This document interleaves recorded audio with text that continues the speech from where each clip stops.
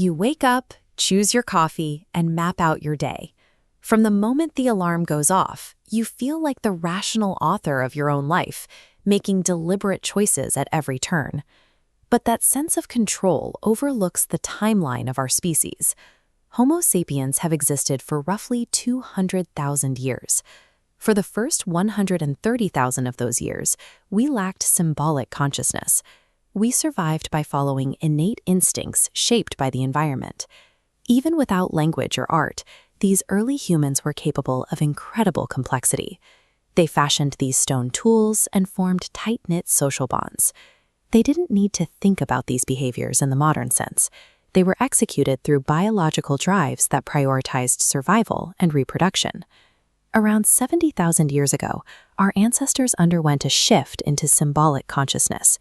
This allowed for the development of language, complex culture, and the ability to envision the future.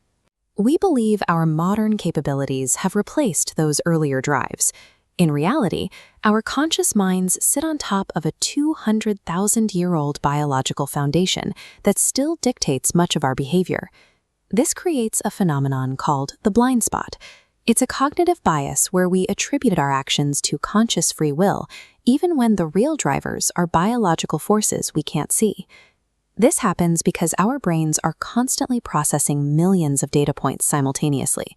We are only consciously aware of a fraction of that work.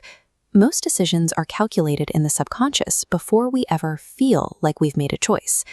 Genetic predispositions shape personality traits. Hormonal fluctuations change energy and focus. Gut bacteria send signals influencing appetite and mental health. All of this happens outside our awareness.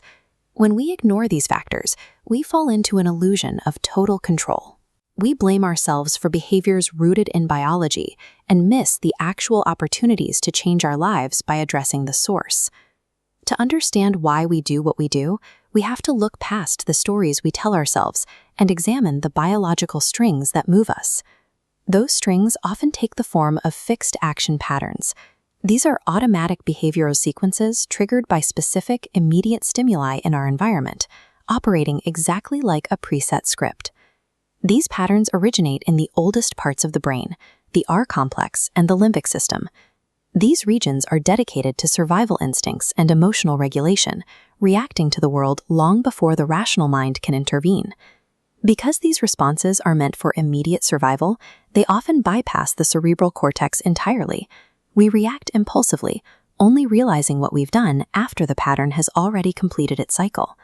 One of our most persistent primate patterns is status striving. In our ancestral past, social dominance ensured access to resources and protection. It's an innate drive to find our place in the hierarchy and defend it. Today, that drive manifests in wealth, in career titles, or social media validation. We rationalize these goals as personal ambitions, but they are often just modern skins over ancient primate status seeking.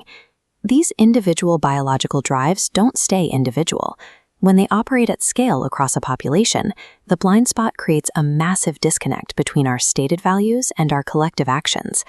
For our ancestors, group affiliation was a survival necessity. The brain evolved to rapidly categorize people into in-groups for cooperation and out-groups as potential threats. In a resource-scarce world, distrusting the other was a biological safety check for the tribe. When this evolutionary categorization is left unmonitored in our modern interconnected world, it produces deeply destructive social biases. Racism and ethnocentrism are the result of these primitive us versus them reflexes firing unchecked. This creates a cycle where the dominant group uses status striving to protect its hierarchy, marginalizing others to maintain its own perceived safety. We see the friction of this biological sorting in every major societal struggle for equality.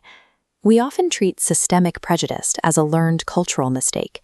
However, it frequently begins as a biological reflex that has been allowed to scale up into law and policy. Understanding these biological roots doesn't mean we are helpless. Evolution also provided us with the capacity to monitor and regulate these impulses. The prefrontal cortex is the seat of our symbolic consciousness. It is the part of the brain that allows us to pause, observe an impulse, and choose not to act on it. This override requires deliberate mindfulness. We have to train ourselves to identify a fixed action pattern, like an angry retort or a status-seeking impulse, exactly as it emerges from the subconscious. Once we catch the impulse, we need a way to evaluate it. We can look at the outcome in terms of growth or decay. Actions that lead to destruction and disharmony create entropy. Actions that foster connection, creation, and growth build synergy. When an ancient urge arises, we ask, does this action promote synergy or entropy? If the biological impulse to dominate others creates disharmony, we use the prefrontal cortex to steer the choice toward a more cooperative, synergistic result.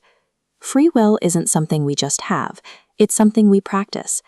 By acknowledging our biological nature, we gain the power to transcend it and consciously build a future based on choice rather than instinct.